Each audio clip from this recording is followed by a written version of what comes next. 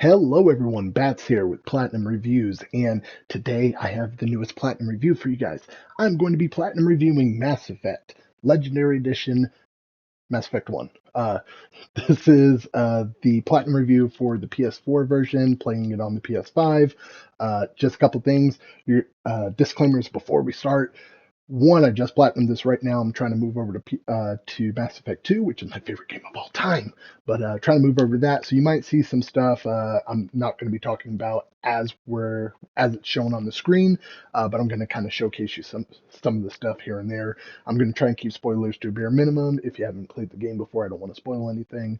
That being said, if you see stuff on the screen, like I said, I might not be talking about it at the same time, just because I'm not going to edit this as well as I normally do my other videos, which I don't edit that great. But yeah, that way I can move on to getting the second one out and third one. So trying to knock them all out.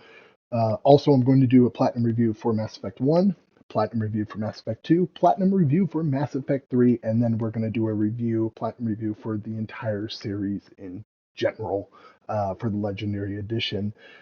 If you do not know what a platinum review is, that is where I platinum the game. I get all the trophies and then I give you a review. That way you get the full review and not some half-ass review.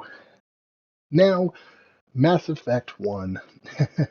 I don't even know where to begin with this beautiful creature.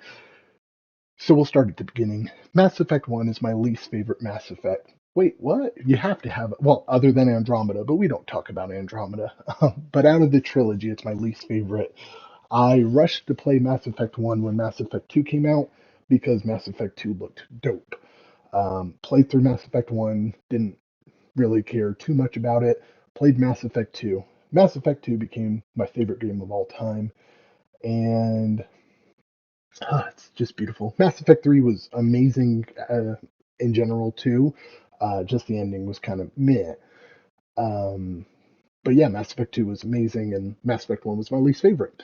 Back in the day, I would have gave Mass Effect 1 a 8 out of 10. But what am I giving it nowadays? What am I going to give the Legendary Edition of Mass Effect 1? We'll stick around to find out. And before we begin, don't forget to hit that sub button. Subscribe to my channel. Helps me out a ton. But yeah, let's jump right into the review. So if you haven't seen any of my reviews, you know or if you have seen my reviews, I do not like spoiling anything story related, and this is no different.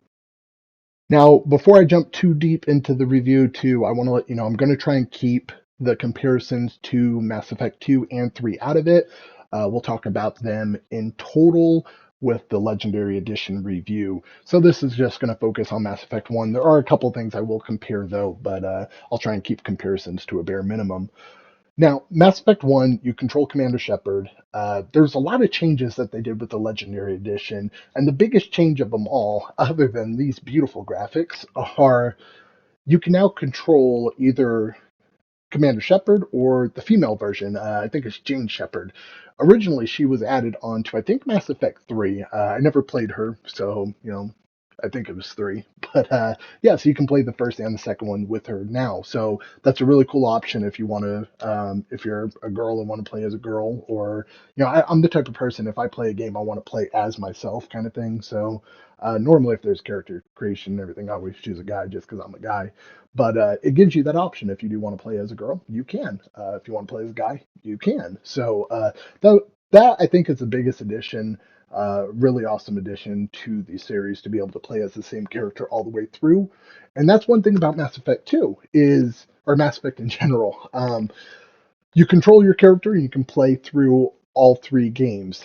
Your choices matter depending on how you progress and what choices you choose. One of my biggest issues with Mass Effect 1 remastered, Legendary Edition, whatever you want to call it, is the glitches. I'm going to show you a couple of glitches right here. Um, yeah. The glitches weren't horrible, but I did have quite a few, from characters disappearing, from trying to use an elevator and it not using it, and me moving out the way and then coming back. The Mako. The Mako's the vehicle in this, where you can traverse uncharted lands, or worlds. And the Mako, you'll get into it and you'll start trying to shoot people, and the reticle will disappear and you have to exit it and go back into it. Um, I had to happen, I don't even know how many times, at least 10, to where I kept having to exit and go back in. I'm just like, this is so annoying. So the game is filled with glitches. I remember originally when I played it, and that might have been one of the big reasons why it didn't stick with me as far as being my favorite or being my least favorite Mass Effect is the glitches. But um, yeah, I just remember, there was some glitches back in the day, and there's definitely some now. As far as graphically, they did make a lot of improvements too. The game looks beautiful compared to what they originally had Mass Effect 1 look, which Mass Effect 1 back in the day was gorgeous, but yeah, they made a lot of really, really good additions. The Mako, which you can see here, also has some additions or things that they changed with it too. They made controls a little bit better. Yeah, pretty much gave a much needed makeover to that. And they took a lot of things from Mass Effect 2 and 3 as far as combat and everything and implemented it into this one. So a lot of things that stuck with the second and third one that was like, okay, well, this was a good addition, they moved over to this one. I will say, if you are going for the platinum, there is a certain point. Yeah, I think it's Ilios. There's a certain point after that that you can't restart your game. So I would make separate save points as you progress, or you'll be locked out of the completionist trophy if you don't do all the side quests, which I had that happen, and I had to restart my save from probably about 3 or 4 hours back and replay everything. Also, I played the entire game on insanity difficulty, which actually wasn't too bad. I only died a few times. Maybe it's because I'm good at Mass Effect, but it wasn't as bad as I remember, like Mass Effect 2 Insanity difficulty being. So, yeah, I played through it all, which is not a requirement for the Platinum Trophy. But if you want to get all the trophies in the Legendary Edition, which has its own trophy list, then you have to play through all three on Insanity difficulty. Now, the story in Mass Effect is you control Commander Shepard. I don't think I touched base on this earlier, but you control Commander Shepard and you have to save the galaxy.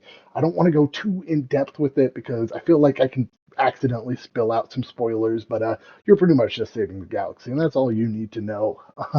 It's a good story. I've always liked this entire story in general.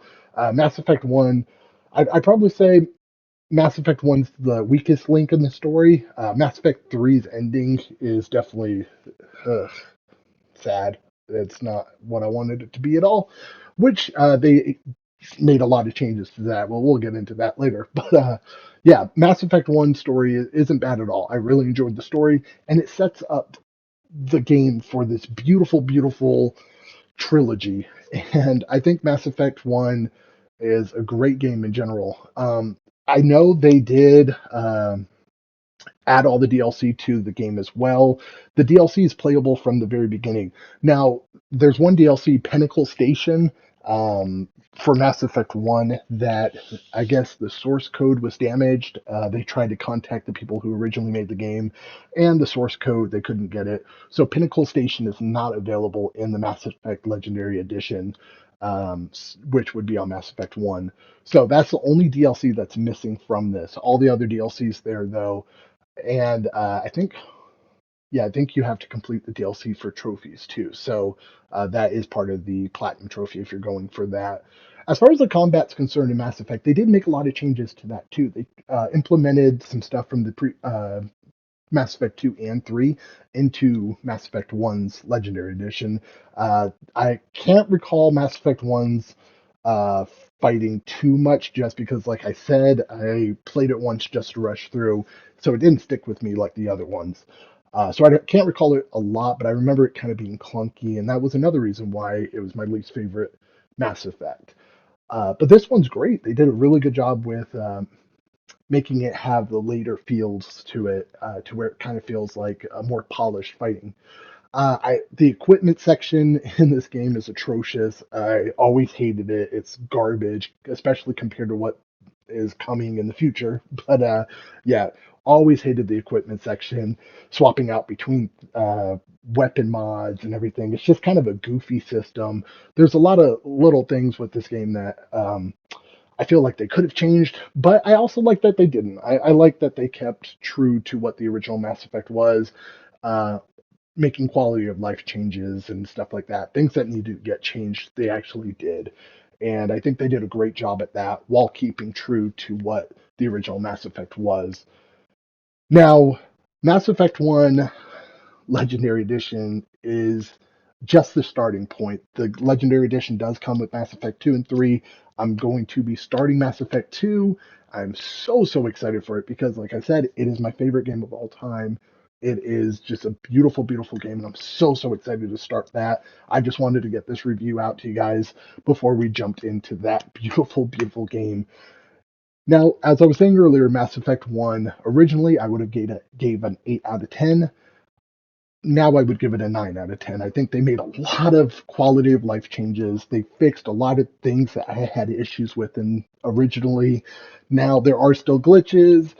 There's still some things that are clunky and just doesn't work, and some things they didn't change, but overall it's a great game. Difficulty wise, to get the platinum, probably about a 3 out of 10. It's not too bad, you just have to complete a lot of side stuff. But that's it for me, guys. Thank you so much for watching. Don't forget to hit the like button, the subscribe button, and let's keep getting those trophies together. I'll catch you guys on the next platinum review for hopefully Mass Effect 2. You guys have a great rest of your day.